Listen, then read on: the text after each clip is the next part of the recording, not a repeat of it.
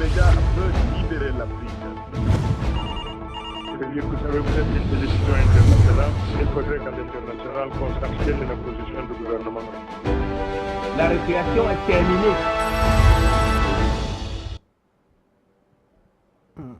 Après plus de 24 heures de garde à vue, l'ancien président français Nicolas Sarkozy a été mis en examen pour corruption passive, financement illégal de campagne électorale et recel de fonds publics libyens. Il a également été placé sous contrôle judiciaire. Ses propos devant les enquêteurs publiés ce matin par le journal Le Figaro ont provoqué, quant à eux, plutôt de l'allégresse sur le continent où beaucoup estiment que Nicolas Sarkozy, en niant les faits qui lui sont reprochés, fait juste une fuite en avant en attendant que toutes les pièces du puzzle se mettent en place très prochainement.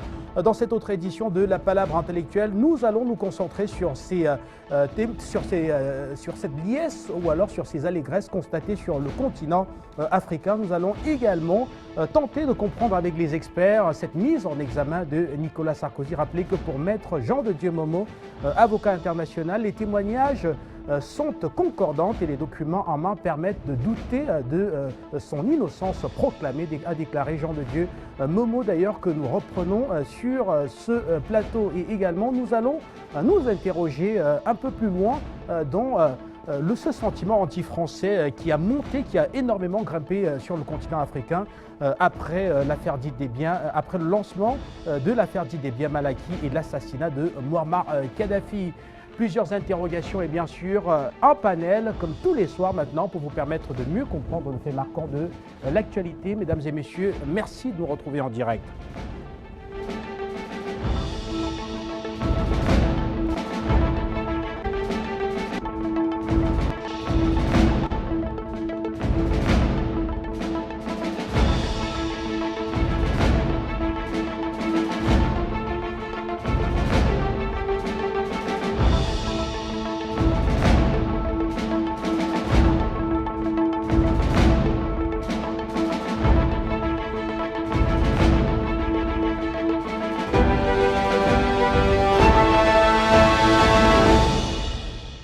Mesdames, Messieurs, bonsoir à toutes et à tous et merci de nous retrouver en direct pour cette autre édition de La Palabre Intellectuelle sur la télévision panafricaine. Le fait marquant de l'actualité, c'est bien sûr la mise en examen de Nicolas Sarkozy et voilà l'ancien président français qui risque véritablement maintenant un procès en France si jamais celui-ci est inculpé. Au terme de cette mise en examen, nous allons nous interroger tout autour de cette décision donc des trois juges trois juges d'instruction qui étaient en charge du dossier. Et pour cela, nous recevons sur ce plateau, bien sûr, Maître Janvier Momo. Merci de nous retrouver. Vous êtes juriste, également membre de la société civile. Vous êtes sur le plateau. Merci pour cette confiance renouvelée. Monsieur Guy Fondop, je vous dis bonsoir. Bonsoir également à tous les téléspectateurs d'Afrique Média qui nous regardent à travers le monde. Nous sommes là pour, une fois de plus, éclairer la lanterne des Africains sur un certain nombre d'événements qui se passent et qui nous concernent à plus d'un titre. La mise en examen d'un certain Nicolas Sarkozy, qu'aucun Africain ne peut dire aujourd'hui que son nom n'évoque en lui une sorte de mépris, une sorte de vinaigre. Donc, nous sommes là pour éclairer la lanterne et pour dire aux Africains l'ensemble de tout ce que nous pouvons appeler assentiment vis-à-vis de cette mise en examen accompagnée donc, du contrôle judiciaire. Mise en examen donc et accompagnée du contrôle judiciaire. Nous allons, pour ceux qui ne comprennent pas bien les différentes terminologies, eh bien, expliquer ça tout au long de cette édition. Et je vous le disais tout à l'heure, sa garde à vue avait déjà provoqué beaucoup de liesses sur le continent africain, des liesses qui étaient perceptibles même au sein de certaines rédactions du continent où on a eu la plume particulièrement dure contre Nicolas Sarkozy après cette garde à vue. Et aujourd'hui, après la mise en examen, eh bien, cela ne désenfle pas les Africains. De nombreux Africains donc, qui se réjouissent de cette mise en examen de l'ancien président français. Je vous propose d'aller à la rédaction de la télévision panafricaine, retrouver Manuela Siquet qui a suivi cela pour nous tout au long de la journée. La garde à vue de l'ancien président français avait, 48 heures plus tôt, suscité l'allégresse dans les colonnes des journaux du continent. L'exaltation était également perceptible chez de nombreux Africains qui regrettait que le guide ne soit plus là pour lui transmettre ses compliments. L'annonce de sa mise en examen doublée du contrôle judiciaire a également produit beaucoup d'allégresse malgré la sortie ce matin dans les pages du journal français Le Figaro de l'ex-chef d'État qui ne cesse de nier les faits en bloc et accusant le feu guide Mouammar Kadhafi et sa famille de vouloir l'anéantir. Face aux enquêteurs, l'homme se bat comme un diable face aux nouvelles révélations qui l'accablent profondément. Il évoque une décision de non-lieu définitive sur le chef du délit de financement illégal de partis politiques comme financement illégal de campagne électorale après une précédente enquête. Une demande bottée en touche par maître Jean de Dieu Mokmou, avocat international, qui affirme que, s'agissant du non-lieu dont il dit avoir bénéficié dans l'affaire Bettencourt, il n'était pas le centre de la procédure. L'avocat ajoute que les témoignages sont concordants et que le document en main permet de douter de son innocence proclamée. Et que la mort de Kadhafi est aussi un élément à prendre en compte comme étant un moyen de dissimuler le crime qu'il avait commis. Et retour donc sur ce plateau, Maître Janvier Momo, est-ce qu'on va dire que les carottes sont cuites pour l'ancien président français? Y a-t-il encore au moins une chance que Nicolas Sarkozy ne soit pas jugé en France? Pour le moment, il bénéficie encore de la présomption d'innocence, jusqu'à ce que le juge d'instruction rende une ordonnance de renvoi devant une juridiction de jugement. Nicolas Sarkozy, jusqu'à preuve de contraire, bénéficie encore de la présomption d'innocence. Cela veut dire que les mesures de sûreté qui accompagnent sa mise en examen sont juste des mesures protectrices, des mesures qui permettent à ce que sa disponibilité vis-à-vis de la justice soit assurée. Donc, il faut le comprendre, à ce stade de la procédure, il est encore présumé innocent. Mais il y a des preuves qui sont suffisantes, il y a des témoignages qui font en sorte que sa présomption, sa soi-disant présomption d'innocence soit battue en brèche et que son renvoi devant une juridiction de jugement soit effectif. Et en cas de renvoi donc devant une juridiction de jugement, eh bien Nicolas Sarkozy risque une condamnation. Mais doit-on s'attendre ici à une condamnation à de la prison ferme quand on sait quand même qu'il s'agit là d'un ancien chef d'État? Le terme ancien chef d'État ne veut en réalité rien dire. C'est un citoyen comme tous les autres. Il est égal à tous les autres Français. Ce qui fait en sorte que si les infractions sont établies et qu'il faille le condamner, Sarkozy doit être condamné comme tout autre citoyen normal. Et toujours dans cette actualité, vous avez suivi tout à l'heure dans l'élément qui a été diffusé, eh bien, que Nicolas Sarkozy nie toujours en bloc les faits qui lui sont reprochés et d'ailleurs accuse la famille de feu Mouammar Kadhafi ainsi que certains proches de vouloir absolument l'humilier en France. Quand vous écoutez cela, qu'est-ce que cela vous inspire? Mais écoutez, vous savez, Nicolas Sarkozy, c'est un avocat. Donc, en accusant la famille, en parlant de la famille de Kadhafi, il sait que devant le juge, il y a des témoins qu'on appelle des témoins, il y a des témoins qui peuvent être récusés. C'est-à-dire qu'il y a des témoins, à cause du lien de famille, tout ce que vous donnez comme éléments ne sont pas pris en considération en droit parce qu'on se dit que de façon naturelle, vous êtes en train de soutenir la personne qui vous a accusé. Donc voilà pourquoi à chaque moment, Sarkozy parle de la famille du guide libyen, son cousin, son fils, son frère et tout autre. Mais que dira-t-il de Ziad Takedine, qui est franco-libanais et qui est aujourd'hui au centre de toute cette affaire? Actuellement, c'est l'un des rares témoins qui a échappé aux tentatives d'élimination. Nicolas Sarkozy, comme l'a dit le juge Tournaire, c'est un avocat voyou. Et le juge l'a dit, le juge d'instruction l'a dit, je ne suis pas là pour des arrangements. S'il faille le mettre en détention provisoire, moi je vais le mettre en détention provisoire. J'attends à voir les éléments. Il a traité d'avocat voyou et il ne se trompe pas. Pourquoi? Parce que Nicolas Sarkozy a pris la peine.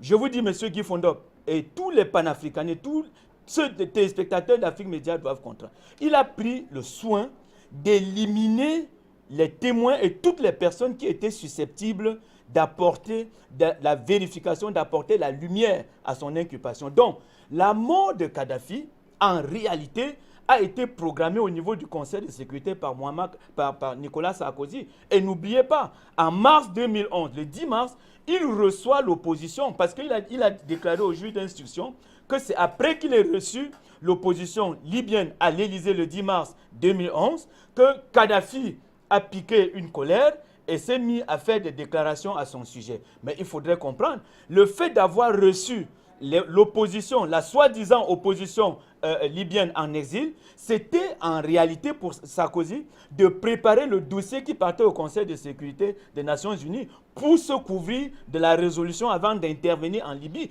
L'intervention en Libye visait à assassiner Muammar Kadhafi, a assassiné sa famille qu'il évoque parce qu'il y a des choses qui se sont passées, il y a des financements, il y a des trafics d'argent qui se sont passés et donc certains membres du gouvernement, dont sa famille, étaient au courant. Voilà pourquoi la défense de Nicolas Sarkozy est axée sur la famille de Muammar Kadhafi. Malheureusement pour lui, il a eu la peau de Kadhafi et de Kadhafi Muammar et son fils Muatassim Kadhafi. Certains sont vivants, à l'instar de Saïf el-Islam.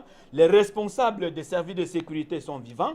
Ceux qui ont échappé aux tentatives d'élimination sont prêts à comparaître devant le juge d'instruction et pour étayer, pour donner la vérité dans cette affaire. Et tout à l'heure, on vous a informé de ce que Nicolas Sarkozy, en plus d'être mis en examen, avait été placé sous contrôle judiciaire. Maître Janvier Momo, pouvez-vous nous en dire un peu plus? Mais écoutez, le contrôle judiciaire, c'est un ensemble de mesures de restriction de votre liberté.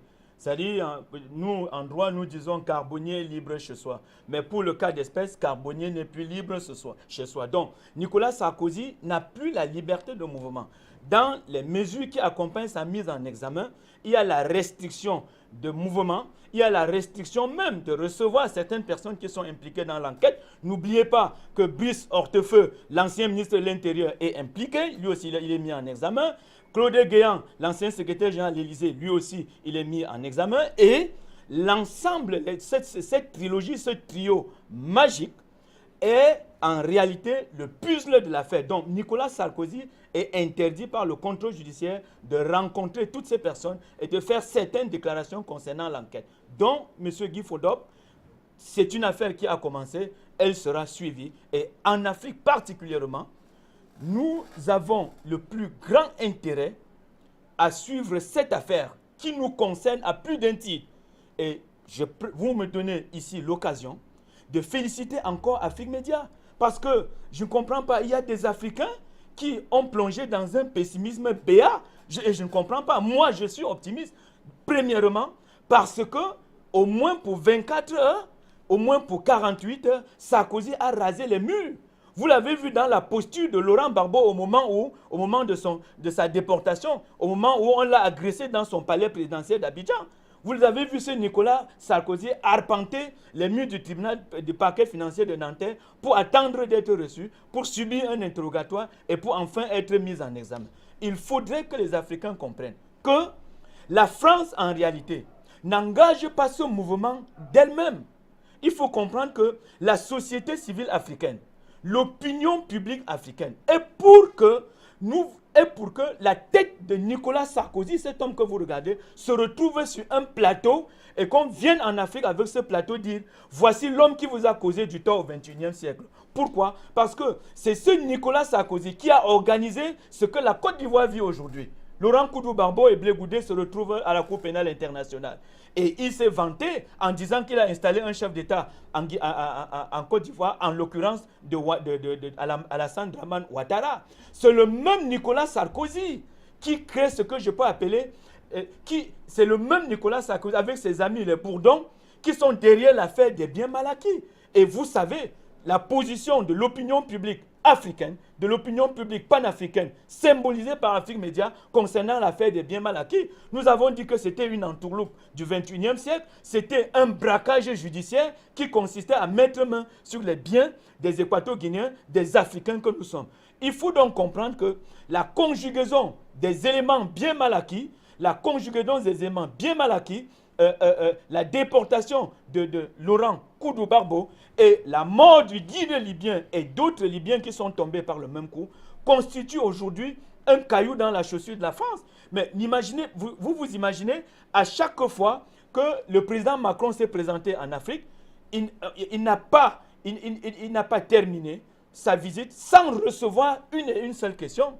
Mais ce qu'on a fait en Libye, monsieur le président, ce qui a été fait en Libye, quelle est votre position? Et à chaque fois, il a répondu, si j'avais été là à cette époque, j'aurais agi autrement. Bien, sur ces entrefaites, il faut donc que les Africains comprennent que ce que nous avons exprimé a été perçu 100% en Occident, en France, et le procès de Nicolas Sarkozy n'est autre que la face, n'est que la réponse de toutes les aspirations africaines qui sont exposées à travers vos antennes d'Afrique Média. Et rappelez effectivement qu'Emmanuel Macron, d'ailleurs, lors de la dernière Assemblée générale des Nations Unies, n'avait pas oublié dans son discours de mentionner que la France avait une responsabilité directe dans la déstabilisation de la Libye, une déstabilisation qui a plongé plusieurs régions du monde dans de profondes crises. On peut parler ici de la crise migratoire pour ce qui concerne l'Europe. On peut également parler de la crise sécuritaire pour les pays du Sahel et ceux du bassin du lac Tchad.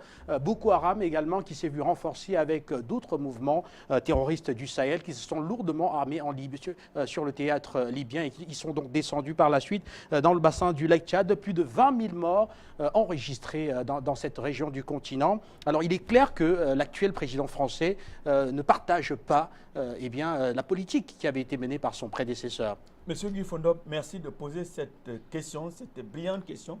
Pourquoi? Parce qu'en réalité, les Français comprennent que la survie de leur multinationale en Afrique dépend quand même des Africains, dépend du nouveau comportement que les Africains ont besoin que la France affiche à l'international vis-à-vis de l'Afrique. Mais vous comprenez que toutes les multinationales françaises qui foisonnent en Afrique ne payent pas les impôts.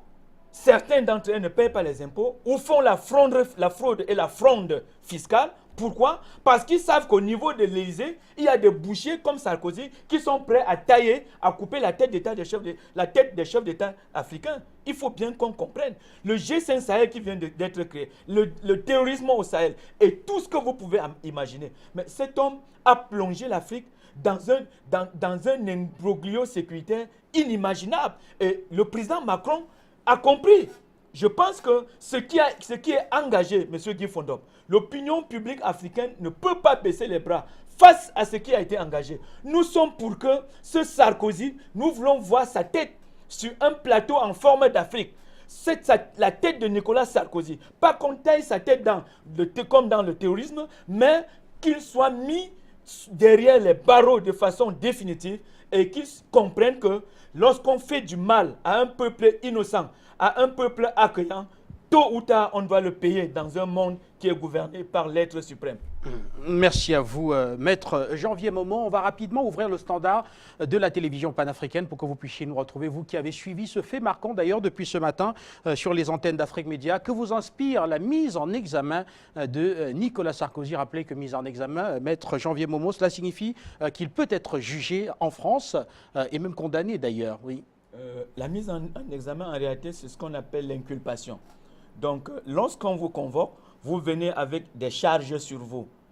Au fur et à mesure de l'interrogatoire, vous vous déchargez. Or, il y a des charges que vous ne parvenez pas vous-même à dégager sur vous et on vous maintient donc dans les liens de la prévention de ces charges. C'est ce qu'on appelle l'inculpation. C'est la réforme française de 1993 qui a transformé, qui a changé l'inculpation en mise en examen. Donc, pour le moment, il y a des charges qui pèsent sur lui et il doit s'efforcer, il doit trouver d'autres moyens de défense pour enlever ces charges. Auquel cas, le juge d'instruction doit maintenir ces charges, le maintenir dans les liens de prévention de ces charges et le renvoyer devant une juridiction de jugement pour être condamné. Merci à vous. Et donc ceci signifie que l'ancien président français risque d'être condamné, enfin risque d'être jugé, risque d'être condamné. Effectivement. En France, mesdames et messieurs, merci de nous retrouver en direct. On a Abou qui est le tout premier ce soir. Vous nous retrouvez depuis le Royaume-Uni. Bonsoir. c'est M. Abou depuis le Royaume-Uni et comme vous pouvez le sentir dans ma voix, je suis dans la liesse totale depuis le 20. Je célèbre et je ne cesserai jamais de célébrer. Je salue votre illustre invité, M. Janvier Momo, très brillantissime. Et je salue tous les techniciens d'Afrique Média qui font étant donné que je suis un panafricain, mais surtout ivoirien de la génération Blé-Goudé à l'université, permettez-moi de hommage à Justin Tagou, le directeur d'Afrique Média, le PDG d'Afrique Média, en Zouglou. Et je dis comme ça 5 secondes, rapidement, Justin Tagou, oh, vous êtes le roi. Justin Tagou, oh, vous êtes le roi. Justin Tagou, oh, vous êtes le roi. Votre Afrique Média, il n'y a pas son deux. Votre Afrique Média, il n'y a pas son deux. Votre Afrique Média, il n'y a pas son deux. Justin Tagou, oh, nous vous remercions. Justin Tagou, oh, vous nous remercions. Justin Tagou, oh, nous vous remercions. Zouglou, CA. Voilà, je ferme la parenthèse et je m'étends maintenant sur la problématique. Et ce que nous on dit en Zouglou, ça réussit toujours.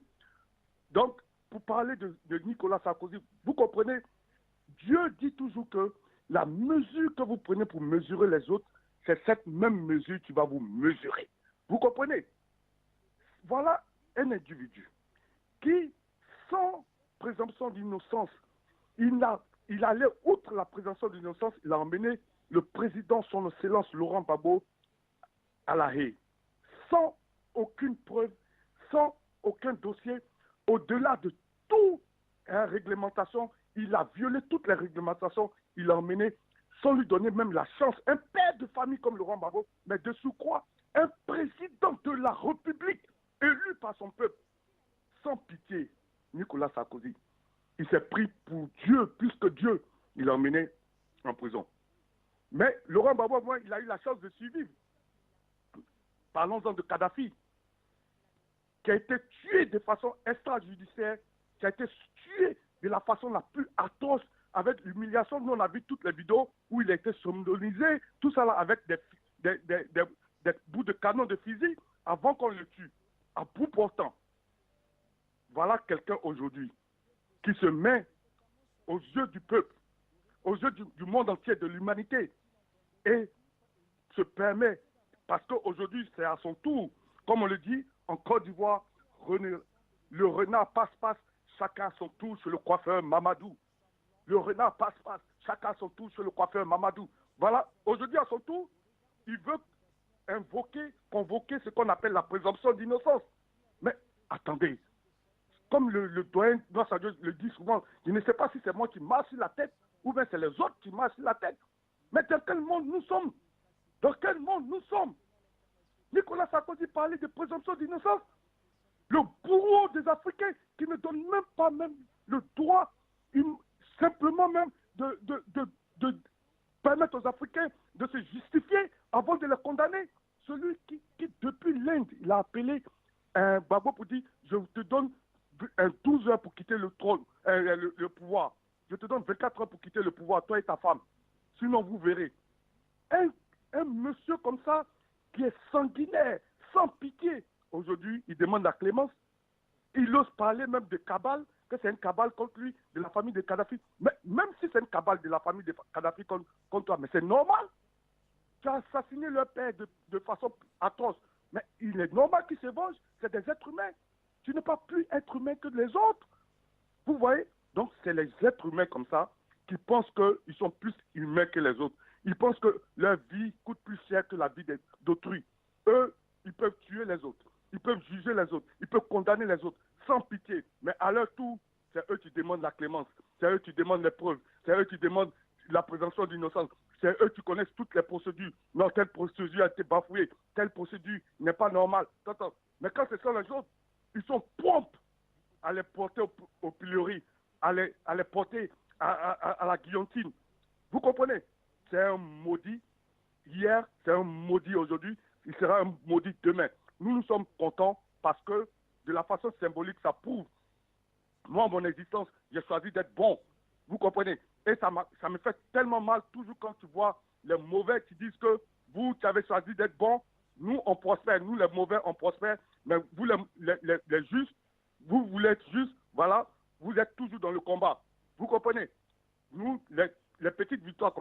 ça vient pour nous conforter dans notre position d'être juste, vaille que vaille dans la vie. On a fait le choix, c'est difficile, mais on veut rester comme ça. Et quand on a des résultats comme ça, pour dire que le méchant est jugé un jour sur cette terre, nous voyons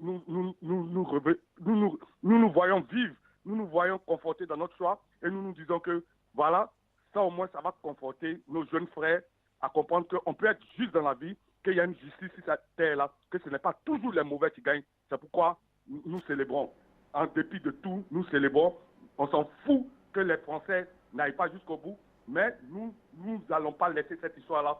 Et dorénavant, nous allons dire qu'ils sont disqualifiés pour nous juger. C'était maudit hier, c'était maudit aujourd'hui, et ils seront toujours maudits demain. La bonne continuation, la patrie ou la mort nous vaincront, c'était M.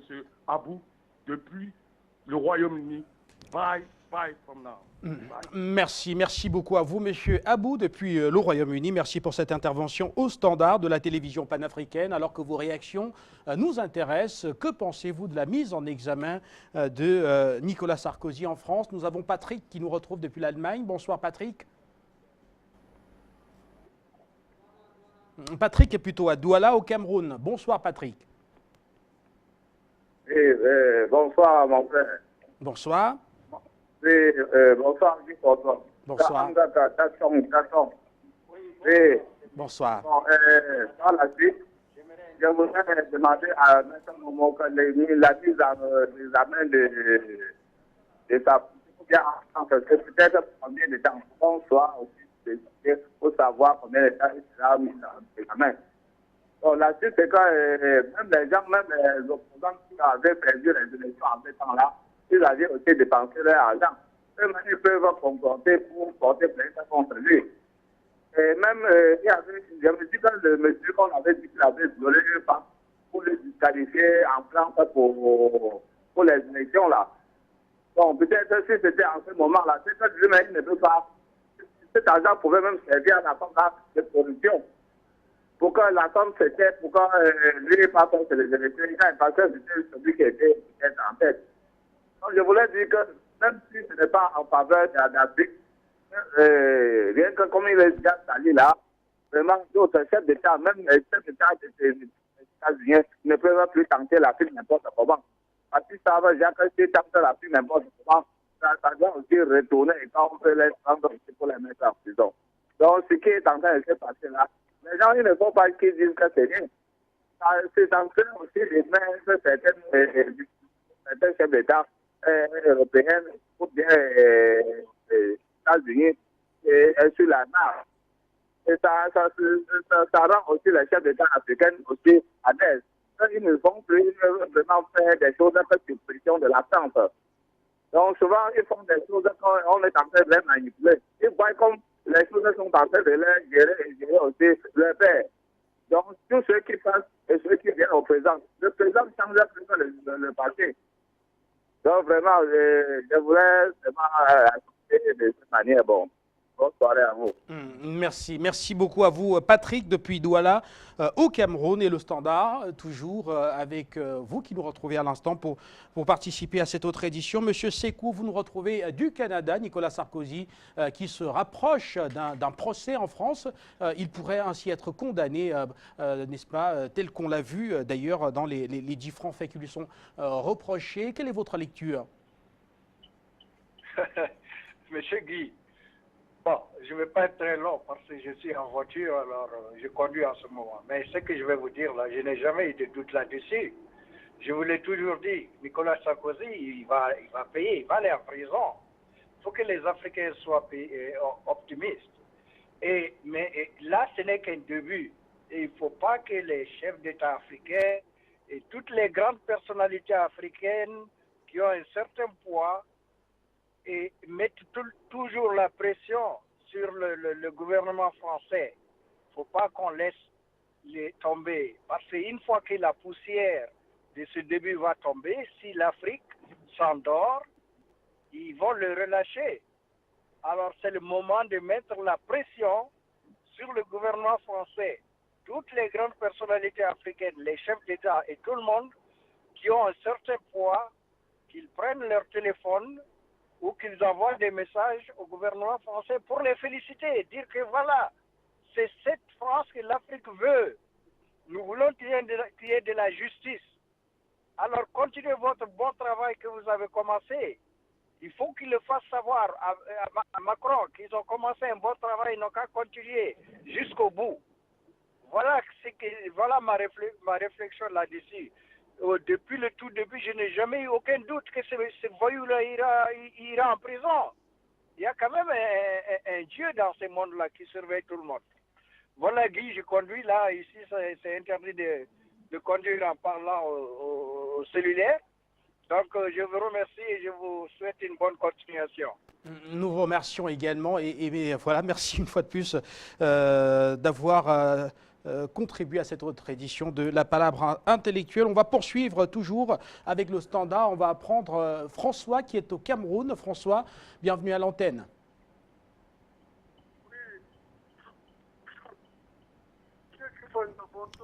Bonsoir, bonsoir François, merci de nous retrouver en direct. Je l'ai toujours dit. Pourquoi? Parce que ça cuit vraiment et ça va cuire. Et on va le mettre dans la sauce. On va les malasser, ces gens-là. Pourquoi? Parce que l'Afrique s'est réveillée. One Love Africa. Africa, One Love Africa, United. Réunissons-nous comme nous sommes en train de le faire là. Jean, mon frère, mon mot. C'est pas ça, mon frère. Il le faut. Moi, je suis content de vous. De tout ce que vous faites. Hein? Là, je suis très content. One Love Africa. One Love, ma pauvre bébé. One Love together. Together. On va le dérader. Ça, c'est rien. Nous voulons vraiment la tête de ceux qui dessinent sur l'Afrique. Pour nous dire vraiment que si les Français veulent redorer leur blason, il faut qu'ils font justement cette justice-là. Sinon, vraiment, ça va aller mal pour eux. Sinon, ils resteront derniers, comme nous on l'a toujours dit. Parce qu'ils ont toujours ri. Et ils vont rire maintenant en dernière position dans le monde. Il faut, mon frère, beaucoup des Africains sont contents, il ne faut pas que je tourne en tête. Ah, mais il faut qu'ils sont là.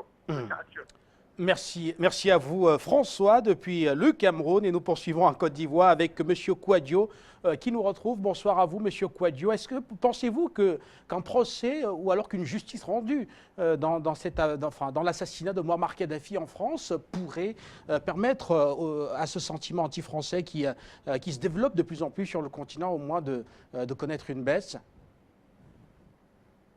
Oui et non, parce que la France.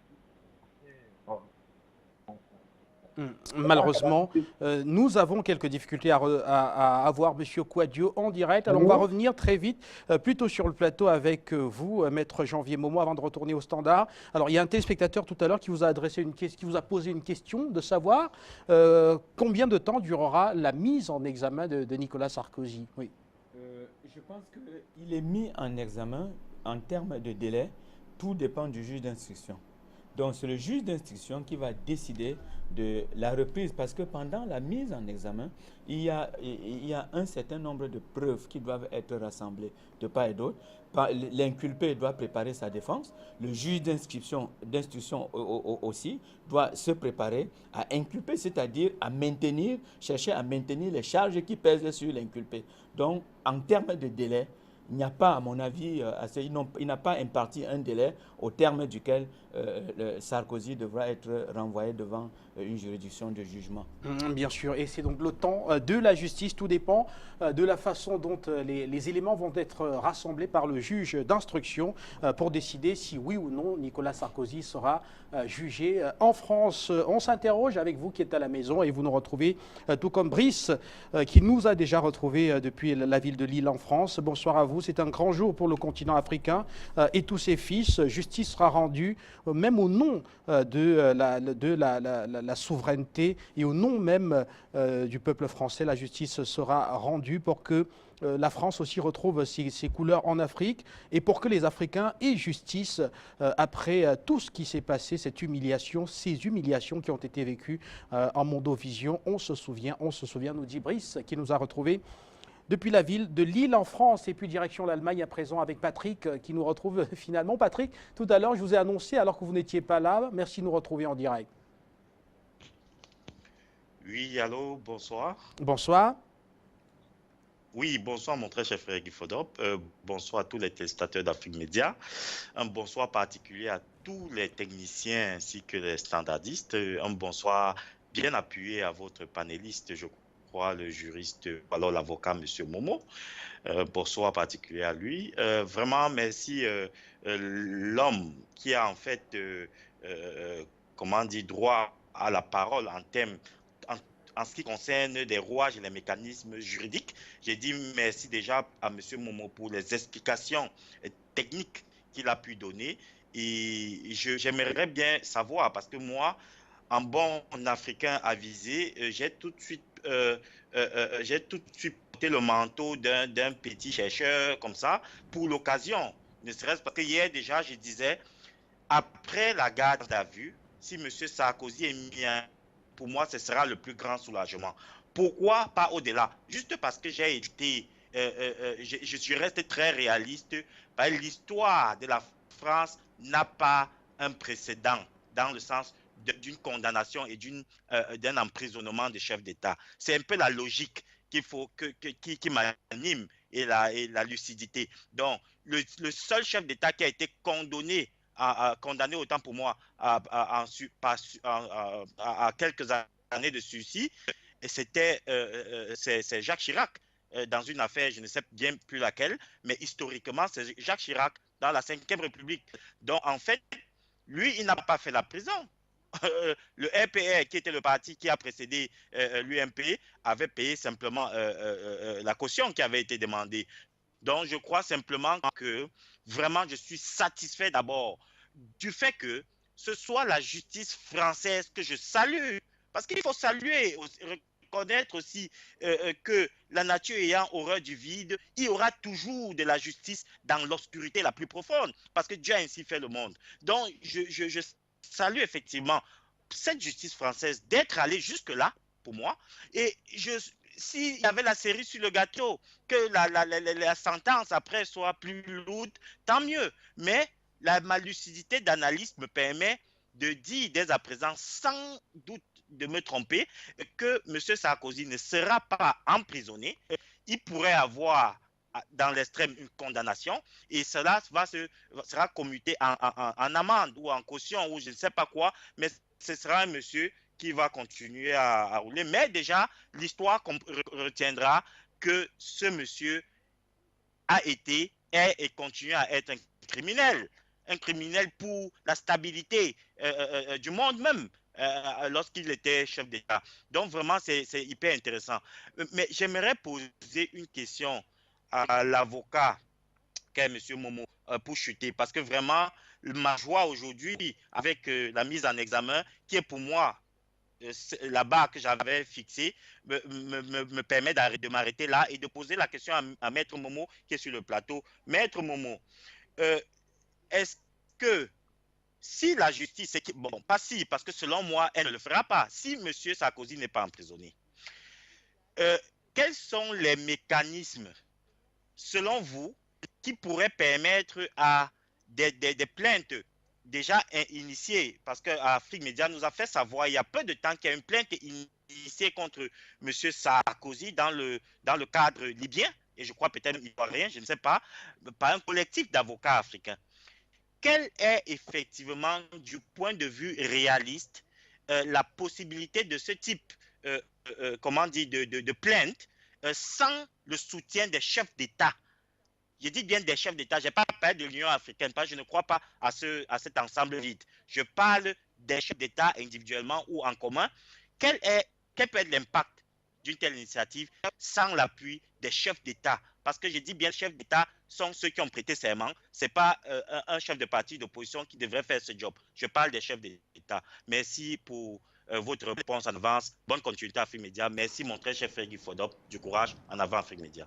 Merci à vous Patrick depuis l'Allemagne. Et d'ailleurs vous l'avez dit tout à l'heure, un ancien chef d'État avait déjà été condamné en France. Il s'agit de Jacques Chirac qui a été condamné à 2 ans de prison ferme avec sursis par le tribunal correctionnel de Paris. C'était le jeudi 15 décembre 2010 pour une affaire d'emploi complaisant à la ville de Paris qui remonte au début des années 1980. 90, condamné, maître Janvier Momo, mais sans avoir passé des nuits en garde à vue. Non, et il faudrait qu'on comprenne. Quand on parle de condamnation, il y a des condamnations avec privation de la liberté. C'est-à-dire, on vous condamne et on vous met sous mandat de dépôt. C'est-à-dire que vous allez dans une maison carcérale pour purger une peine. Il y a des condamnations avec sursis lorsque vous êtes un délinquant primaire. C'est-à-dire, lorsque vous êtes condamné pour la première fois et aussi lorsque au niveau de la barre, vous avez adopté une attitude simple, une attitude correcte, le juge est le seul qui peut apprécier si, au regard des éléments qu'il a en main, s'il va vous mettre sous mandat de dépôt ou bien s'il va vous accorder les larges bénéfices, le bénéfice des circonstances atténuantes en votre qualité de délinquant primaire. Et ainsi, il vous met, il affecte votre condamnation, il affecte un sursis à votre condamnation. Cela veut dire que les condamnations que nous sommes en train de souhaiter pour Sarkozy au jour d'aujourd'hui, c'est des condamnations avec privation de la liberté. Parce que ce Sarkozy, en réalité, doit demeurer derrière les barreaux, ne serait-ce que pour 24 heures, avec tout le mal qu'il a commis en Afrique. Donc, pour répondre clairement à votre question, M. Guy Fondop, quand vous entendez que Jacques Chirac a été condamné et qu'il n'est pas allé en prison, c'était une condamnation avec sursis et il a payé des amendes afférentes. Et si, pendant le temps du sursis, on se rend compte, vous revenez devant le tribunal avec une autre infraction, alors on va commuer, c'est-à-dire qu'on va transformer le sursis en peine d'emprisonnement et vous serez donc obligé de purger une peine d'emprisonnement ferme assortie d'une nouvelle peine qui pourra éventuellement arriver. Donc, la condamnation avec sursis, c'est un épée de Damoclès. Vous êtes certes, vous n'êtes pas en prison, mais vous vivez dans un univers qui n'est pas différent de l'univers carcéral. Donc, c'est de cela qu'il s'agit. Et le sursis également qui peut être prononcé en fonction de la personnalité, de la respectabilité de la personne qui comparaît. Respectabilité à la barre. Oui, et oui. ça, c'est un pouvoir discrétionnaire du juge. Pas personnalité parce que vous êtes un ancien chef d'État. Je vous ai rappelé ici que le juge Serge Tournet qui a le dossier, il a dit, vous, avocat voyou, avec vos clients voyous, dans ce dossier, je ne suis pas là pour des arrangements. Donc, il y a des événements clairs. Donc, le sursis, ce n'est pas seulement parce que vous avez une grande personnalité ou quoi que ce soit, c'est votre comportement à la barre et votre qualité de délinquant primaire. Tout à fait. Merci à vous. On va rapidement aller au Cameroun à présent, retrouver Luc qui est à Douala. Luc, bonsoir. Luc n'est plus au standard. On va plutôt prendre M. Kouadio qui nous retrouve depuis la Côte d'Ivoire. Bienvenue à l'antenne. Oui, bonsoir M. Guy Fondop. Bonsoir. Oui, M. Guy Fondop, c'est avec une grande joie que nous avons appris l'arrestation de ce bandit de grand chemin dénommé Nicolas Sarkozy. Maintenant, quant à ce qui se passe là-bas à Paris, je voudrais savoir si le problème c'est un problème franco-français ou c'est par rapport au crime que Nicolas Sarkozy a commis en Libye. Voilà, qui est jugé. Parce que je ne comprends pas bien cette affaire. Alors, je ne comprends vraiment pas bien. On dit que sa campagne a été financée sur le fonds libyen. Est-ce pour ça ou bien pour avoir massacré le peuple libyen aussi, il sera, j'allais dire, jugé. Voilà. Si c'est pour le cas de financement sous fonds libyen, moi je pense que c'est une affaire des Français. Mais si c'est pour avoir tué Kadhafi, moi je pense que nous les Africains, nous aussi serons très heureux. Parce que il a désorganisé la Libye, il a détruit, il a déstructuré ce pays-là, il a en Côte d'Ivoire permis la destruction de la Côte d'Ivoire. Donc pour nous, il va falloir que ce monsieur-là paye. Il paye surtout pour avoir détruit la Côte d'Ivoire et la Libye. Pour moi, c'est ça. Maintenant, quand c'est le problème du financement sous fonds libyens, pour moi, je pense que ça, c'est un problème qui ne regarde que les Français. Voilà. Il va falloir que nous-mêmes, Africains, nous le poursuivions par rapport à la destruction de la Libye, par rapport au meurtre de Kadhafi, par rapport à l'assassinat de Kadhafi et de la déstructuration de la Côte d'Ivoire. Voilà, c'est ça mon point de vue. Merci.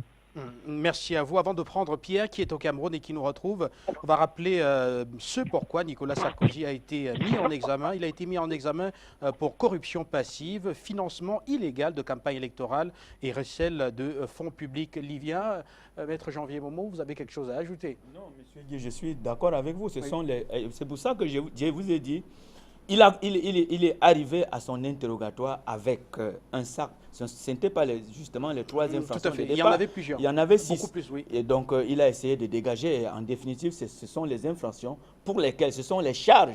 Il faut qu'on parle pour que les téléspectateurs comprennent. Ce sont les charges que le Sarkozy n'a pas pu enlever de son corps devant le juge d'instruction. Ce sont donc ces charges, ces 3 charges qui ont été retenues contre lui et qui feront l'objet des enquêtes ultérieures. Merci à vous. Et direction toujours le standard avec cet appelant qui nous retrouve également. Pierre, vous avez patienté quelques instants et vous nous retrouvez finalement donc en direct. Alors que vous inspire cette mise en examen que nous commentons sur le plateau? Oui, monsieur, je viens justement intervenir pour le cas de monsieur Sarkozy. Oui. Oui. Alors, il y a question qu'en Afrique, on a toujours compris que la chèvre ne peut jamais mordre la panthère. C'est plutôt la panthère qui mord la chèvre. Cette fois-ci, je crois que M. Sarkozy, étant une panthère, se retrouve aujourd'hui lui-même bloqué par une chèvre. Parce que l'Afrique, on n'avait jamais su que la panthère devait se faire mordre par la chèvre. L'Afrique qui est la panthère, qui est aujourd'hui la chèvre, aujourd'hui la France qui est la panthère pour nous, se retrouve aujourd'hui entre les dents de la panthère, de la chèvre. Parce que justement, M. Sarkozy nous a causé beaucoup de torts. Beaucoup de torts que M. Sarkozy nous a causé en tuant M. Kadhafi, en tuant M. Gbagbo, puisqu'il est aujourd'hui en prison à l'arrêt. Ça veut dire que M. Gbagbo n'est même plus un homme. Puisque même si on fait revenir M. Gbagbo aujourd'hui en Afrique, on ne sait pas qu'est-ce que ces Européens auront pu faire pour lui. Alors, puisque à partir du moment où on va déjà dans une prison avec tous ces Occidentaux, on se dit que on ne sait pas. C'est des gens qui ont eu des manipulations sur l'être humain. Qu'est-ce qu'on va faire sur notre Gbagbo? Qu'est-ce qu'on a pu faire sur notre Bégoudé? Alors aujourd'hui, ça fait vraiment une fierté pour nous. Pour nous, surtout moi particulièrement, moi, M. Banem, je suis très content du fait que M. Gbagbo et M. Sarkozy soient aujourd'hui condamnés. Je dirais déjà une condamnation parce que si la France veut franchement laver cette honte que Sarkozy est venu s'aimer en Afrique, puisque la France a perdu presque tout. La France a perdu tous ses avantages en Afrique. Alors, si elle veut vraiment encore récupérer une partie de ses avantages, puisque son antérieur, il faudrait que vraiment qu'ils mettent Gbagbo dans de mauvaises conditions et que l'Afrique soit au moins lavée de cet affront. Parce que franchement, monsieur, Sarkozy a beaucoup semé de désert en Afrique. Et je dirais aussi d'un autre côté, sans cet ordre que Gbagbo et Sarkozy nous a posé, on ne devrait pas se réveiller. Je dis bien, je remercie Afrique Média. Afrique Média est une grande chaîne. Aujourd'hui, c'est un éveil pour l'Afrique. Elle nous donne beaucoup de choses. Elle nous a beaucoup éveillés. Je suis intervenant aux auditeurs d'Afrique Média. Je suis Afrique Média où je suis dans une zone très reculée, au Cameroun, plus précisément vers la Centrafrique. Mais je suis beaucoup plus Afrique Média. C'est ma chaîne préférée. Alors aujourd'hui, depuis 2-3 jours, je suis en train de suivre les affaires de Sarkozy. Et ça me fait plaisir que vous nous éveillez à chaque moment. Il y a des choses que nous ne connaissons pas à travers vous. Petit Cameroun, c'est une Afrique en miniature. Et aujourd'hui, nous sommes très contents que vous êtes en train de travailler. Sans vous, sans Afrique Média, Sarkozy ne serait jamais inquiété. Sans vous, Sarkozy ne serait pas inquiété pour la mort, pour la condamnation de Ouattara, de Gbagbo. Grâce à Afrique Média, toutes les choses sont aujourd'hui ouvertes. Toutes les choses sont un peu claires en Afrique, pour les Africains. Ceux qui veulent suivre franchement la voie de l'Afrique, ils doivent suivre Afrique Média, puisque Afrique Média, c'est la chaîne qui nous éveille à tous les niveaux. Monsieur, je vous remercie et je crois revenir toujours prochainement dans vos émissions à chaque moment que je pourrai le temps. Parce qu'à partir d'aujourd'hui, je serai toujours un meilleur appelant d'Afrique Média parce que franchement, monsieur Guy Fondop, vous êtes l'un des meilleurs. Vous êtes parmi les meilleurs. Et je remercie aussi monsieur Jean Momo qui est au plateau. Je lui dis un grand merci de tout ce qu'il fait, tous les détails qu'il nous donne par rapport à l'édification qu'il fait pour nous. Monsieur Jean Momo, Je vous dis merci pour tout ce que vous nous éduquez beaucoup, en droit et en tout. Et grâce à vous, je crois que cette voie que vous amenez, monsieur Janvier, je suis sûr que Dieu va vous ouvrir des portes. Et Dieu, j'espère bien que, tel que les Africains sont en train de travailler pour vous, tout ce que vous demandez, tout ce que vous faites, vous nous demandez de nous réveiller, nous sommes prêts à nous réveiller, nous les jeunes, nous sommes derrière vous. Et Dieu va vous accorder cette voie. Quand vous, Sarkozy, ne serez pas inquiété. Aujourd'hui, nous sommes contents de vous. Partout où vous serez, l'Afrique sera toujours derrière vous. Merci, M. Guy Fondop, M. Janvier Momo. Merci à vous. Bonne continuité pour votre travail. Grand merci. Merci. Merci également à vous pour cette contribution et pour ce soutien inconditionnel. On va rapidement poursuivre toujours avec le Standard. On va tenter Cabral en Côte d'Ivoire. Cabral, bonsoir. Est-ce que vous nous recevez? Oui, je vous reçois très bien, cher Guy Fondop. Bonsoir, Cabral. Bonsoir à vous. Toutes mes salutations avec déférence à Maître Momo. Et je vais encore aborder dans le même sens qu'un confrère ivoirien qui est intervenu il y a à peine quelques minutes. Je voudrais qu'on dégage un peu les responsabilités dans l'inculpation ou dans la garde à vue de M. Sarkozy. Il faut dire qu'aujourd'hui, l'affaire est purement franco-français, comme le disait tantôt le confrère ivoirien. On l'incrimine pour le financement de sa campagne par le biais de la structure libyenne dirigée par le fils Kadhafi ou même Kadhafi lui-même. Mais aujourd'hui, est-ce que nous, Africains, nous constituons même en une frange qui pourrait porter plainte, que ce soit à la Cour pénale ou bien même dans n'importe quelle juridiction à l'encontre de M. Kadhafi? Parce qu'on l'a inculpé à plusieurs reprises, sinon il a été gardé à vue à plusieurs reprises pour les affaires Bettencourt ou encore même pour les appels téléphoniques. Et cet homme est sorti indemne. Il est sorti sans qu'il court une peine de prison. Et aujourd'hui, c'est vrai qu'on peut se réjouir du fait qu'il soit inculpé pour un temps soit peu. Mais moi, j'ai l'impression que ça restera un leurre et que ce monsieur-là va sortir dans 2-3 jours, une semaine. Est-ce que nos chefs d'État africains ou même nos avocats et nos hommes de loi ou bien toutes ces personnes qui connaissent un peu la loi, la justice, etc., est-ce qu'on se constitue, même nos sociétés civiles, est-ce qu'on se constitue en une association qui porte plainte devant une certaine juridiction? Vous voyez. Quand on voit tous les crimes commis en Libye, quand on voit tout ce qui a été commis en Libye comme crime, tout ce qui a été commis en Côte d'Ivoire, le financement de la rébellion ivoirienne, l'assassinat de Kadhafi à Mondo Vision. Aujourd'hui, moi, ça me fait mal. Il fut un moment, depuis un certain moment, j'ai du mal à appeler à Afrique Média, parce que c'est vrai, on parle, mais il faut qu'on pose des actes. Regardez aujourd'hui ce qui s'est passé en Côte d'Ivoire. Vous avez au moins écho. La marche de l'opposition qui a été réprimée, tirée dans le sang. Ils ont étouffé le poussin dans l'eau. C'est-à-dire tous les points d'où pouvaient partir les manifestants, tous ces points ont été pris d'assaut dès la matinée par les forces de l'ordre, je dirais des désordres, la police. Vous voyez, quand on est dans un pays de ce genre, et on ne peut absolument rien faire. On ne peut absolument rien faire. Donc je me dis que la grande responsabilité de nos chefs d'État, c'est de dénoncer à un certain niveau pour que ceux qui nous maintiennent un peu dans ce chaos-là, qu'on les arrête bien, qu'on les juge aussi un jour. Si nos chefs d'État ou bien on ne mène pas d'action dans ce sens, bon, on va rester là toujours. Parce que ce monsieur-là va sortir 2 ou 3 jours après. Donc j'ai dit, bon, je vais demander vraiment à Maître Momo, avec tout le respect qu'on leur doit. Maître Momo, il y a un autre maître encore qui est Maître Momo aussi, qui est souvent sur le plateau. Tous ces avocats-là, vraiment, on va compter avec eux. Parce que nos chefs d'État, on ne peut rien faire avec eux, sincèrement. Il y a des chefs d'État, M. Paul Biya, hier, il y a un intervenant qui a été clair. Aujourd'hui, le fait même qu'Afrique Média émette déjà des Yaoundé, c'est une chance pour nous tous. Même si on peut tirer à boulet rouge sur tous ces chefs d'État qui ont fait 30 ans, 20 ans au pouvoir, Paul Biya doit être exemple de reproche, je dirais. Parce que le fait même qu'on puisse s'exprimer au moins, regardez même Petite Marche en Côte d'Ivoire. On ne peut même pas sortir, courir, marcher un peu. Mais si on a la possibilité de parler comme ça, Afrique Média, c'est du pain béni pour nous tous. Donc nos salutations avec déférence aussi à M. Biya, à M. Idriss Déby, à Kagame et autres. Vraiment, si ceux-là peuvent entendre notre voix, au-delà de tout ce qu'ils font pour l'existence même d'Afrique Média, qu'on puisse porter plainte. Ce jour-là, vraiment, serait une grande joie pour nous tous. Porter plainte contre ces gens-là, les Obama, la clique Hillary, et Kadhafi, je dirais ce gars-là, Sarkozy. Vraiment, je veux vous dire, vraiment, bonne émission, et cher Guy Fondop, et bonne continuité, surtout à Afrique Média, car Afrique Média dure toute une éternité.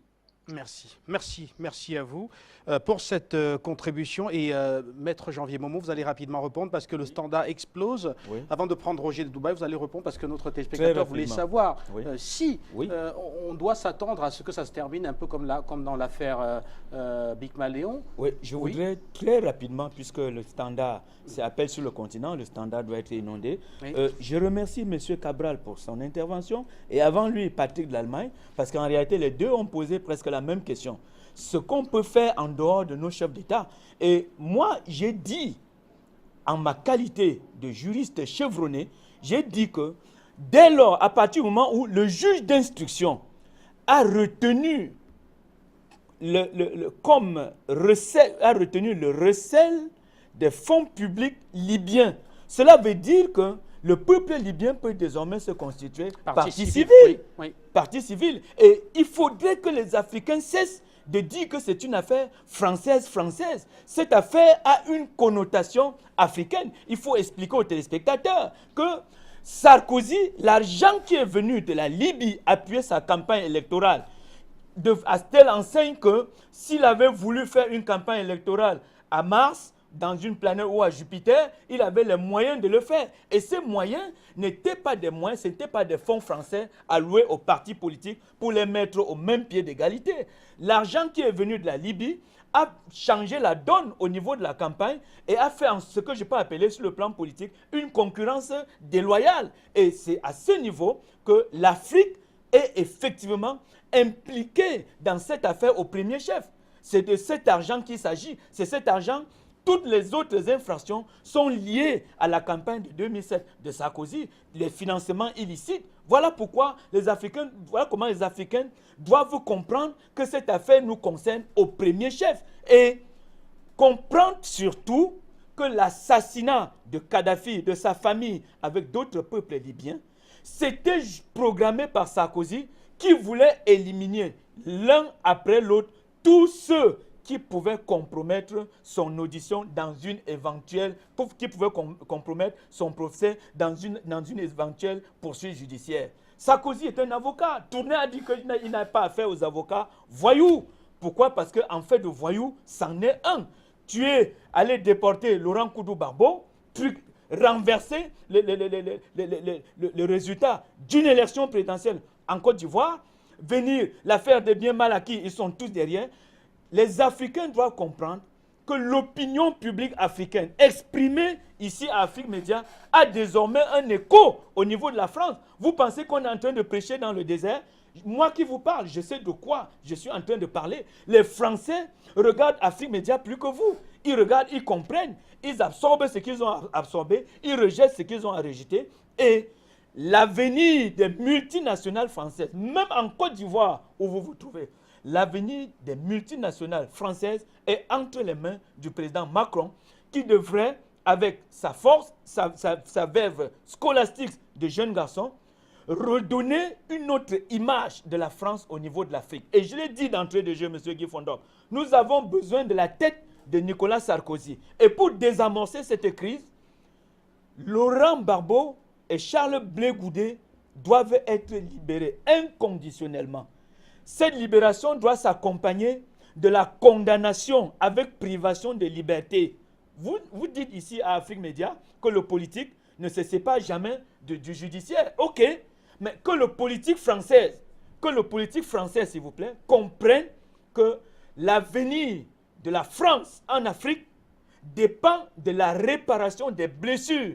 Et ces dernières blessures, nous ne retenons que les dernières blessures. Parce que si nous voulons faire l'histoire des coups d'État et des assassinats des autres chefs d'État, je pense qu'elle ne mettra même plus pied en Afrique. Mais pour l'instant, nous disons que la nouvelle image de la France en Afrique est conditionnée par des événements que nous, l'opinion, la société civile africaine, nous définissons la liberté inconditionnelle, la mise en liberté inconditionnelle de Laurent Gbagbo et Charles Blé Goudé, la restitution des biens du fils, des biens équato-guinéens, du fils d'Obiang, l'histoire des biens mal acquis, la restitution, l'affaire va passer à la cour d'appel d'un moment à l'autre, cette même affaire est à la cour internationale de justice de la Haye, la restitution de ces biens à la Guinée équatoriale, et puis enfin, la condamnation de Sarkozy. Et rappelez également, Maître Janvier Momo, que depuis plusieurs semaines maintenant, la justice française dispose en outre de nombreux documents qui ont été saisis lors d'une perquisition menée en 2015 au domicile suisse d'Alexandre Djouri, qu'on a déjà présenté sur ce plateau. Et tout à l'heure, vous parliez d'une volonté peut-être manifeste d'éliminer toute personne qui disposerait de preuves pouvant accabler l'ancien président français. Rappelez que voilà, Choukri Gamen, lui avait été donc retrouvé mort dans des circonstances encore troubles. On se souvient. Monsieur Guy Fondop, avec votre permission, je ne vous interromps pas, mais il faut dire la vérité aux Africains. Il n'est pas mort dans des circonstances troubles. On l'a retrouvé noyé. C'est le ministre de pétrole. Oui, et vous savez que ces financements provenaient essentiellement de l'argent du pétrole. Ce ministre Choukri Ganem était ministre du pétrole de la Libye. Il s'est retrouvé dans le Danube, noyé à Vienne, en Autriche, si je me trompe. Muammar Kadhafi a été tué. Bachir Saleh, l'argentier de Kadhafi, a été blessé par balle en Afrique du Sud. Vous pensez que toute cette cavale, c'est pour rien? C'est parce que Nicolas Sarkozy, en tant qu'avocat voyou, voulait éliminer toutes les personnes qui pouvaient le compromettre dans ce procès. Mal lui en a pris. Pourquoi? Parce que celui qui détient la clé de ce procès est vivant. Et il le dit, Takidine Zia Takidine, il le dit, je suis prêt à fournir toutes les preuves à la justice française afin que justice soit rendue. Merci à vous, Maître Janvier Momo. On va rapidement au standard avec ce téléspectateur qui nous retrouve. Bonsoir à vous. Roger, vous êtes à Dubaï et vous nous retrouvez. Et je vous le disais tout à l'heure, Nicolas Sarkozy qui a réagi dans les colonnes du journal Le Figaro. En tout cas, ses déclarations devant les enquêteurs se sont retrouvées donc dans les colonnes du journal Le Figaro. Et dans ces déclarations, Nicolas Sarkozy, plutôt, selon certains analystes, joue plutôt la carte de la victimisation en dénonçant une sorte de cabale contre lui lancée par la famille de Muammar Kadhafi et des proches. Oui. Oui, bonsoir, Guy Fondop. J'ai eu assez long à attendre. Et Guy Fondop, bonsoir à vous. Bonsoir. Et bonsoir à Maître Momo qui est malheureusement, je vais ramener en compte courant à ceux qui ont été juste avant. Et donc, je ramènerai en compte courant juste en disant que c'est vrai, je suis content de la mise en examen de l'ex-président de la France, Sarkozy, mais je reste pessimiste pour un motif. Pour le motif que si, au temps de Bettencourt, le gouvernement Hollande, après le gouvernement Sarkozy, avait décidé de s'acharner contre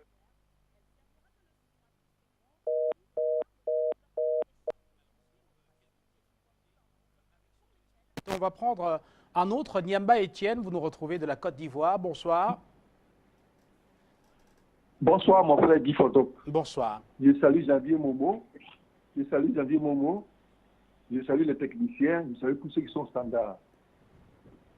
Le problème Sarkozy, c'est une très bonne chose.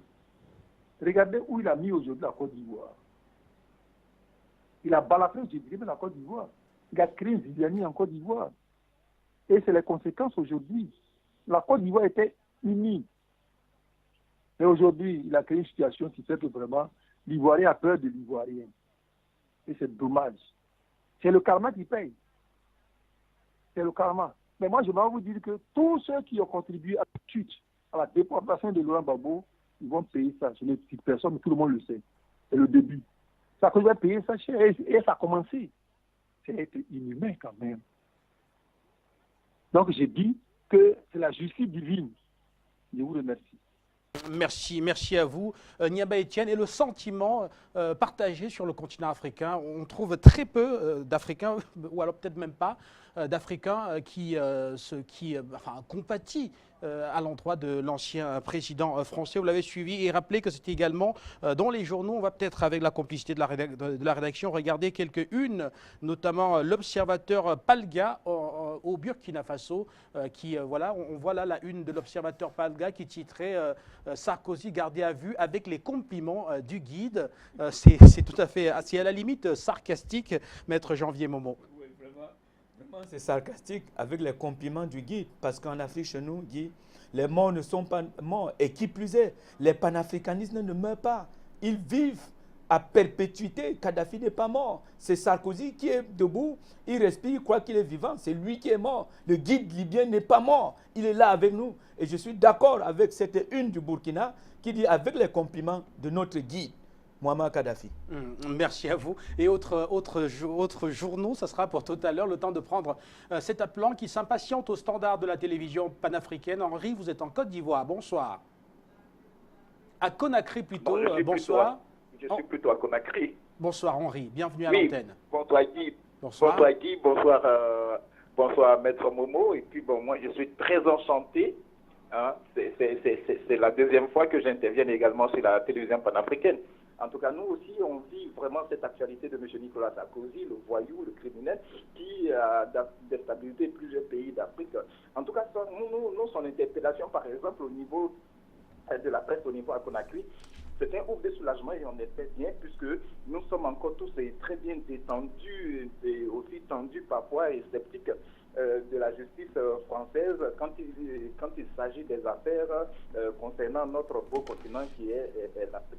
Mais moi, ce que je voulais dire, c'est tout simplement parce que, est-ce que nous-mêmes, nous les Africains, est-ce qu'on a pris conscience de tout ce qui nous arrive? Quand on sait qu'on a eu des guides, par exemple, qui, à l'époque, hein, comme le disait Maître Momo tout à l'heure, que Kadhafi n'est pas mort, mais il vit avec nous. Par exemple, est-ce que nous, les Africains, est-ce que la nouvelle génération dont vous et moi, nous faisons partie, est-ce que sur le continent, les jeunes Africains que nous sommes, qui devions révolutionner les choses,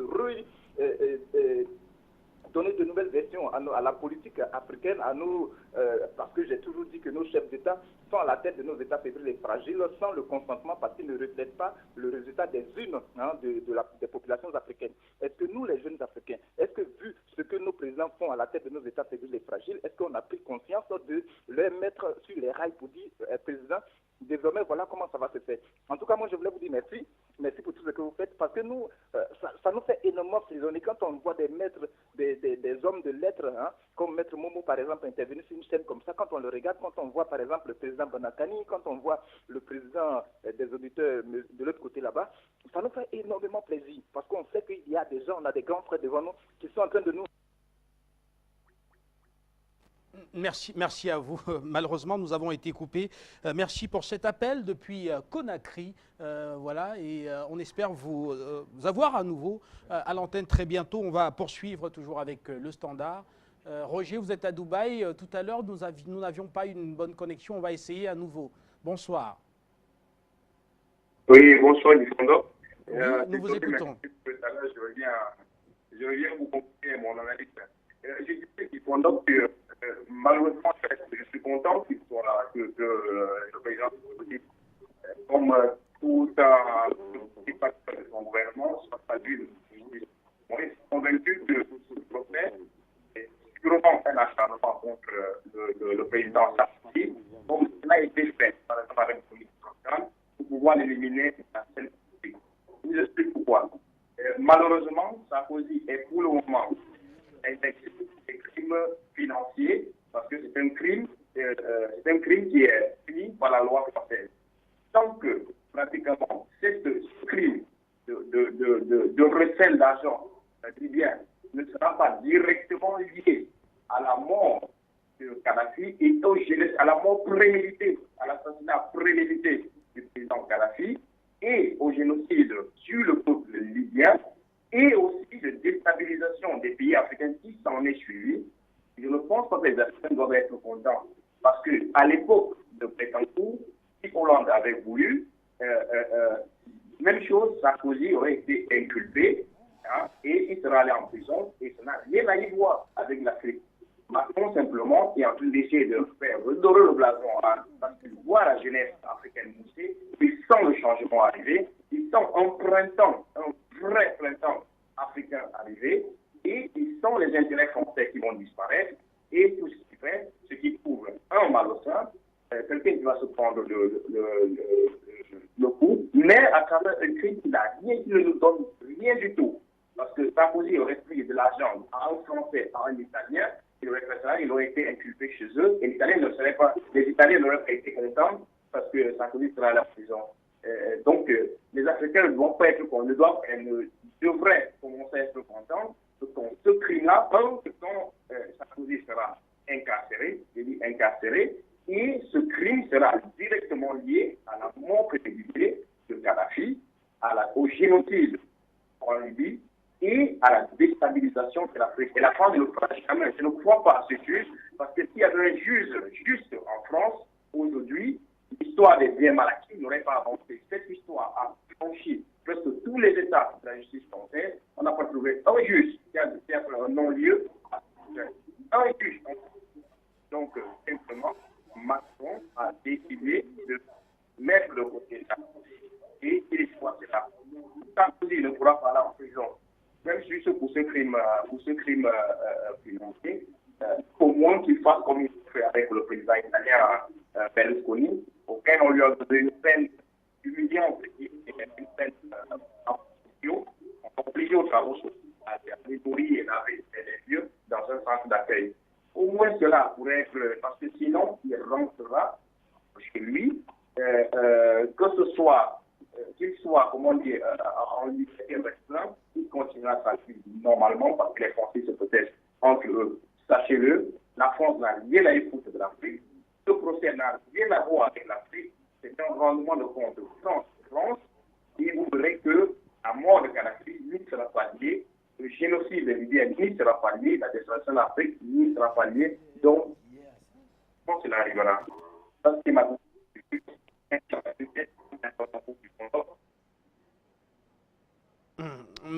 Merci à vous pour votre contribution et c'est une contribution qui suscite quand même un certain nombre d'interrogations. Alors peut-on parler d'acharnement politique sur Nicolas Sarkozy quand on sait que Nicolas Sarkozy a explicitement appelé à voter Emmanuel Macron, on se souvient, lors de la dernière présidentielle en France, et quand on sait que Nicolas Sarkozy a exclu un retour en politique après avoir annoncé sa retraite. Oui. Alors comment est-ce qu'on pourrait comprendre, je vais dire, pour tenter de comprendre l'analyse que vient de faire Roger? Mais écoutez, sur le plan intellectuel, prenons l'hypothèse de l'acharnement politique. Vous pensez que Sarkozy, qui a explicitement demandé qu'on vote Macron, se retrouve aujourd'hui dans les taux judiciaires commandés par Macron? Mais je ne comprends pas pourquoi les panafricanistes, les Africains, ne veulent pas comprendre que cette affaire, elle est française, mais elle a une implication directe. Sinon, son origine est africaine. Le président Macron ne parvient pas à dérouler sa politique en Afrique. Monsieur Guy Fondop, il faut comprendre. Pourquoi il ne parvient pas à dérouler sa politique en Afrique? Parce qu'il y a des embûches. La principale embûche, c'est des questions que les Africains posent à Macron visent sur le comportement de Sarkozy, le comportement de la France. Mais il faut comprendre le président Macron. Il a le destin de la France en main et il a une responsabilité historique que depuis la Première République, aucun chef d'État n'a jamais pu résoudre. Moi, je vous le dis, M. Guy Fondop, faisons de la prospective politique et même de la géopolitique. Le président Macron est face à un mur de Berlin. Il comprend. Parce que l'Afrique, Jean-Christophe Mitterrand avait défini l'Afrique comme étant le marigot de papa. Mais quand vous allez au marigot chercher de l'eau, vous n'avez pas besoin d'une autorisation. L'eau coule à profusion, vous venez chercher, vous partez avec. Bon, Macron comprend que la donne a changé. Pourquoi la donne a changé? L'opinion publique africaine est en train d'exprimer son amère condition de vivre ce qu'elle vit parce que la France a décidé de nous maintenir dans cet étau. Mais j'ai peur qu'ils ne coupent la tête de Macron et qu'ils disent que de toutes les façons c'est bon. Mais qu'ils sachent qu'il y a aussi le franc CFA. Nous n'avons pas oublié toutes ces blessures. Il y a le franc CFA. J'interpelle, et il nous écoute, j'interpelle une fois de plus le président Macron. Il a un rôle historique à jouer en Afrique. Que les Africains cessent de dire que cette affaire ne nous concerne pas. Elle nous concerne au premier chef. Parce que les deux autres infractions retenues sont liés au financement, au recel de l'argent public libyen. C'est cet argent public libyen qui a créé une disparité au niveau de la politique française.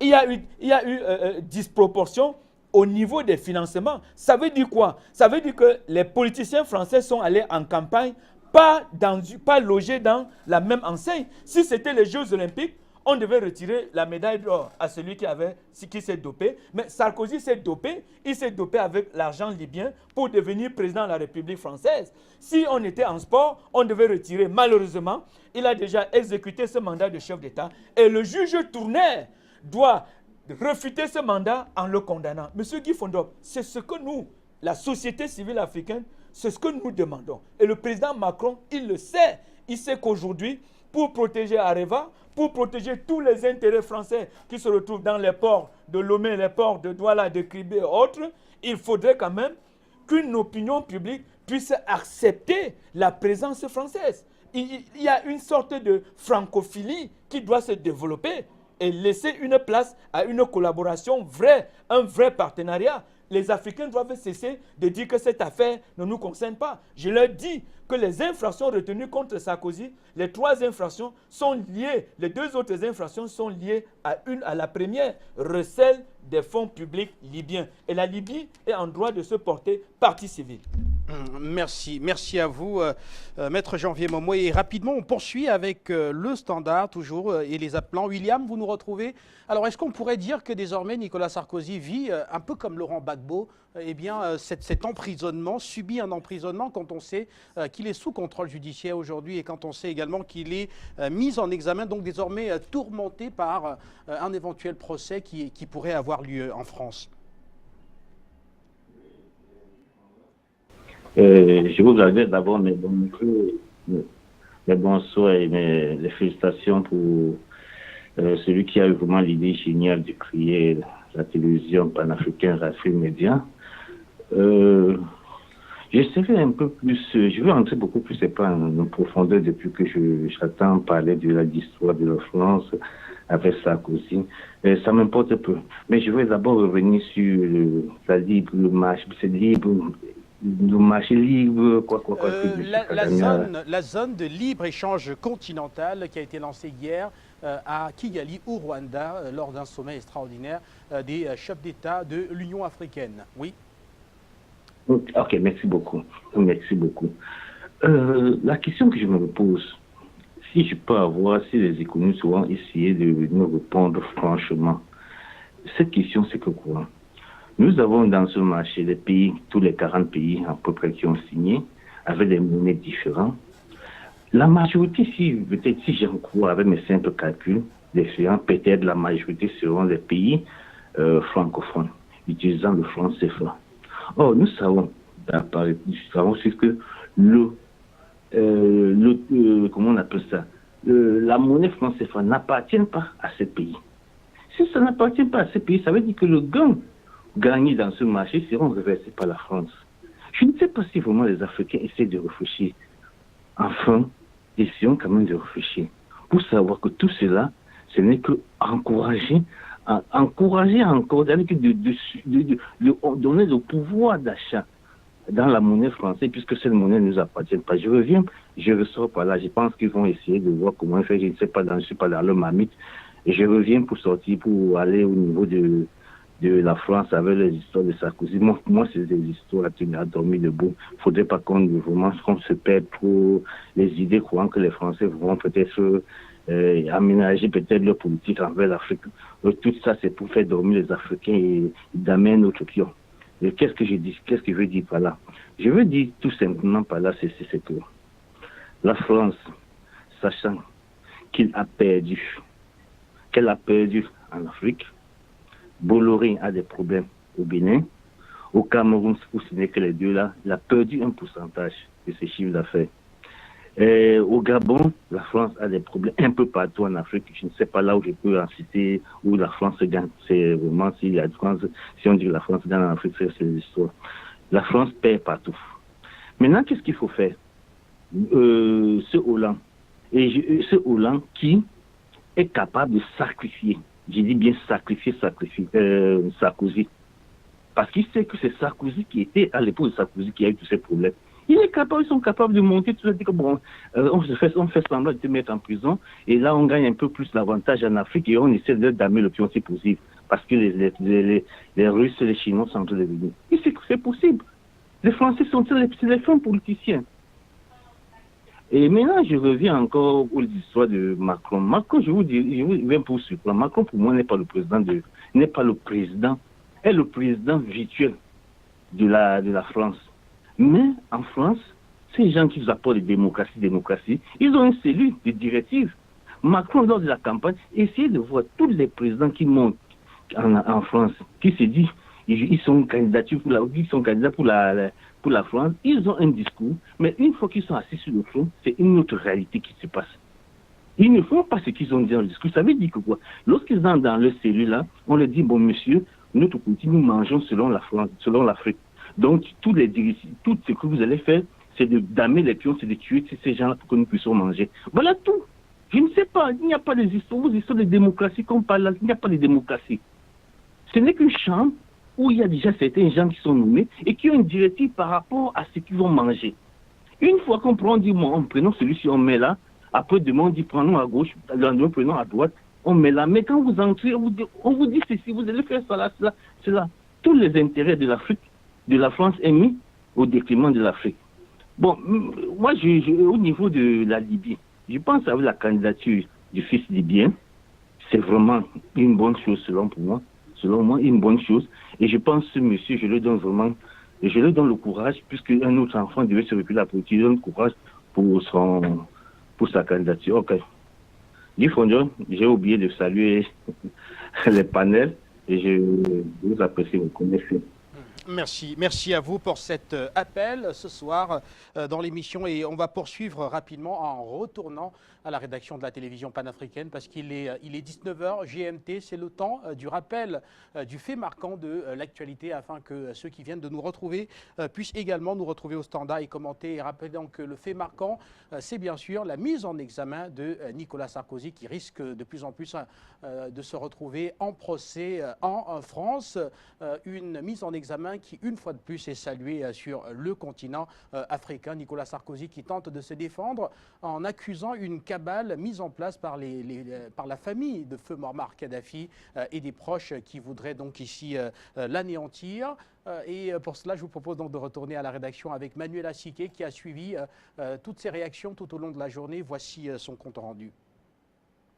La garde à vue de l'ancien président français avait, 48 heures plus tôt, suscité l'allégresse dans les colonnes des journaux du continent.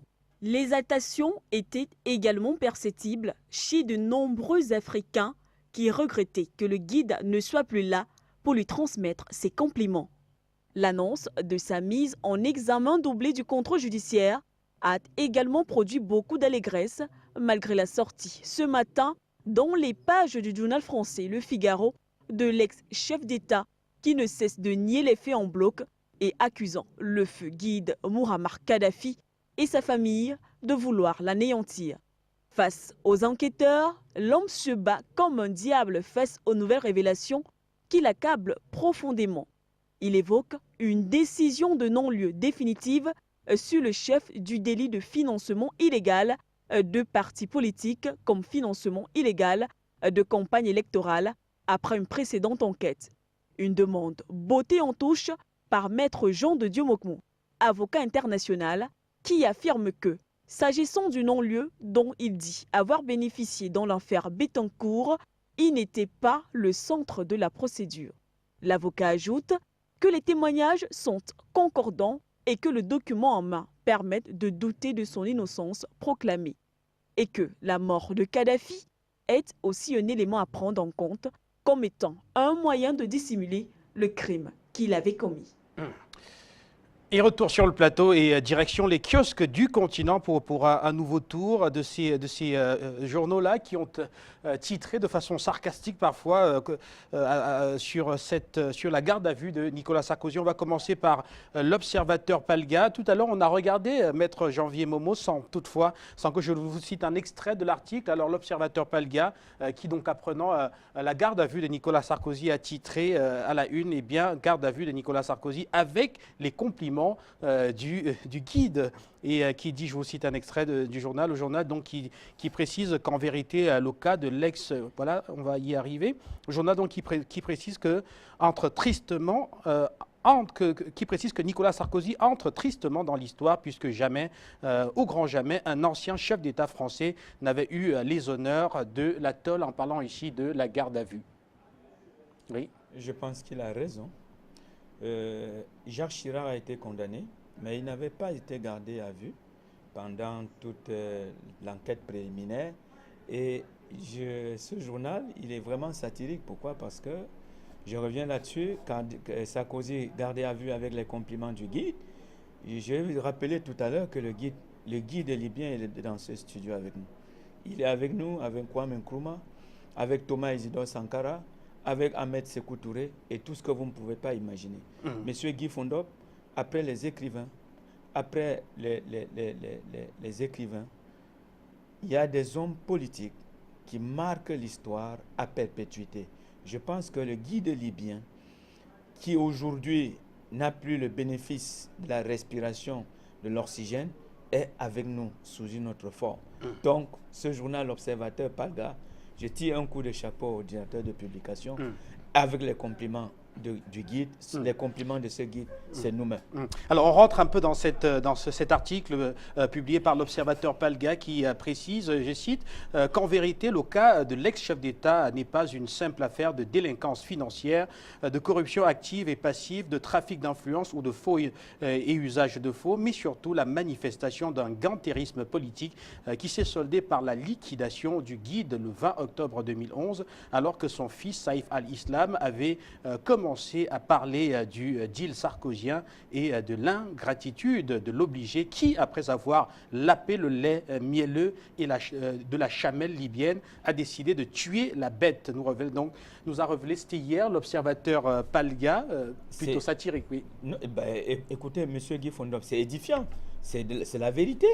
Après avoir bu le lait, on a liquidé la vache laitière, c'est tout. Et on a liquidé juste parce que on ne voulait pas plus tard perdre le sommeil, comme Sarkozy est en train de perdre le sommeil. C'est ce qu'il évitait. C'est la raison pour laquelle Muammar Kadhafi a été liquidé. Choukri Gamel, le ministre du pétrole, a été liquidé. Ziad Takidine a échappé à une tentative d'assassinat.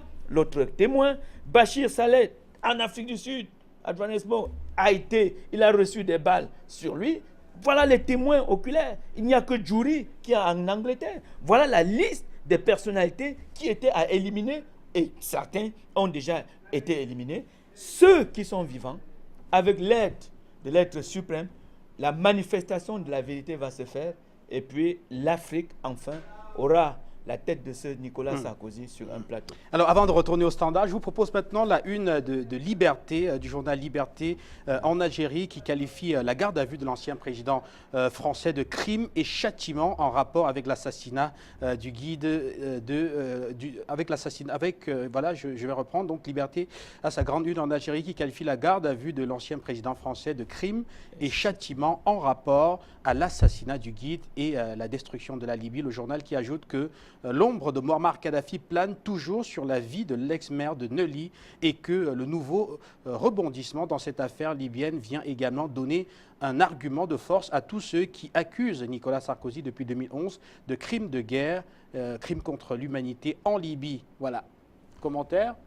Monsieur Guy Fondop, je suis particulier, mais c'est vous les journalistes. Vous donnez quand même les meilleures directives.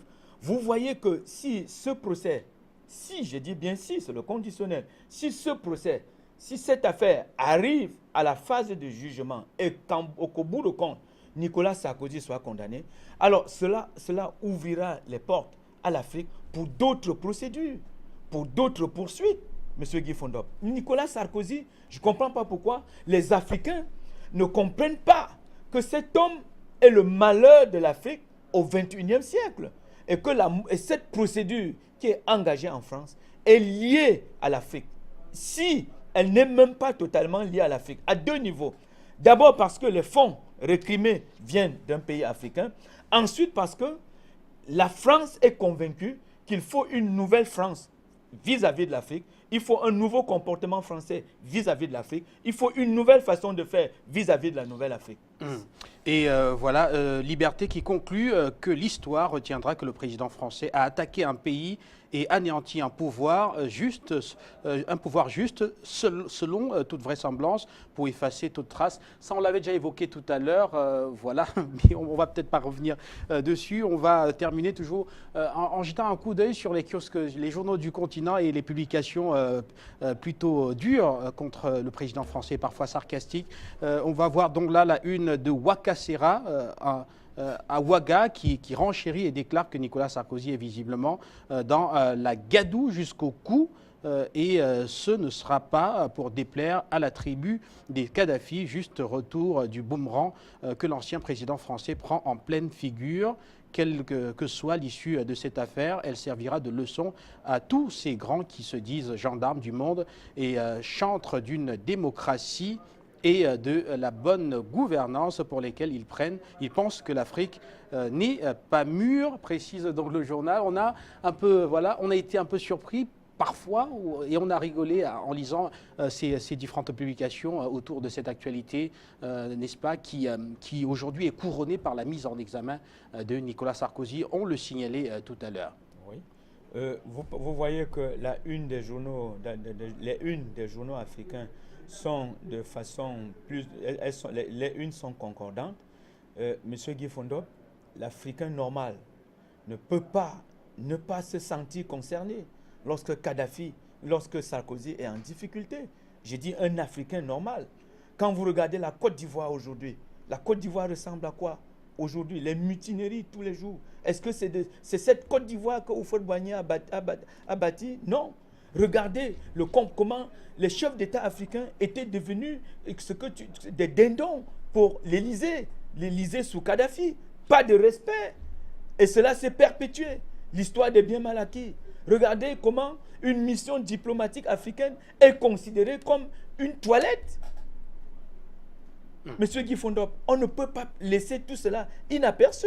C'est pour cette raison que nous disons que la France a besoin d'une reconquête morale, psychologique de ses compatriotes en Afrique. Il faut le savoir. Alors, ce qui bien sûr viendra baisser, atténuer peut-être ce sentiment anti-français qui a grossi, on le disait tout à l'heure, avec l'affaire dite des biens mal acquis et l'assassinat de Muammar Kadhafi. C'est un mythe et potentiel. Il faut un élément pour baisser la tension, pour atteindre les nouveaux Africains sur le plan psychologique, pas les anéantir. Je vous ai dit que l'Africain n'existait pas. Et si vous connaissez la France, l'Afrique était gérée dans une cellule. On parle de la cellule africaine de l'Élysée. On ne parle pas du département Afrique, on parle de la cellule africaine de l'Élysée. Vous comprenez que nous n'avons pas eu de considération nécessaire et le moment est venu pour nous, et Afrique Média porte le flambeau de cette nouvelle Afrique en disant changer des comportements vis-à-vis de l'Afrique et pour ce faire, désamorcer la bombe qui a été positionnée. Le désamorcement de cette bombe passe par la libération de Laurent Koudou-Barbeau, Charles Blé Goudé, la restitution des biens mal acquis et la réparation intégrale du préjudice causé à l'Afrique et au peuple libyen par l'assassinat du guide Muammar Kadhafi. Merci beaucoup à vous, maître Janvier Momo, d'avoir effectué le déplacement du plateau pour cette édition de la Palabra intellectuelle et à vos différentes précisions autour de ce fait marquant de l'actualité. Je vous dis merci. Merci, M. Guy Fondop. C'est moi qui vous dis merci parce que c'est vous qui m'avez invité. Voilà. Donc, je vous dis merci particulièrement Et je vous apprécie aussi Merci. au niveau de la participation de l'émission, parce que le journaliste n'est pas une boîte à questions. Le journaliste est une boîte à interrogation, une boîte à information. Donc, je vous remercie particulièrement. Merci. Merci à vous, Maître Janvier Momo. Merci également à tous les téléspectateurs de la télévision panafricaine, encore nombreux, qui nous ont suivis ce soir. Il ne me reste plus qu'à vous souhaiter par anticipation un bon week-end et on se retrouve très bientôt sur les antennes de la télévision panafricaine.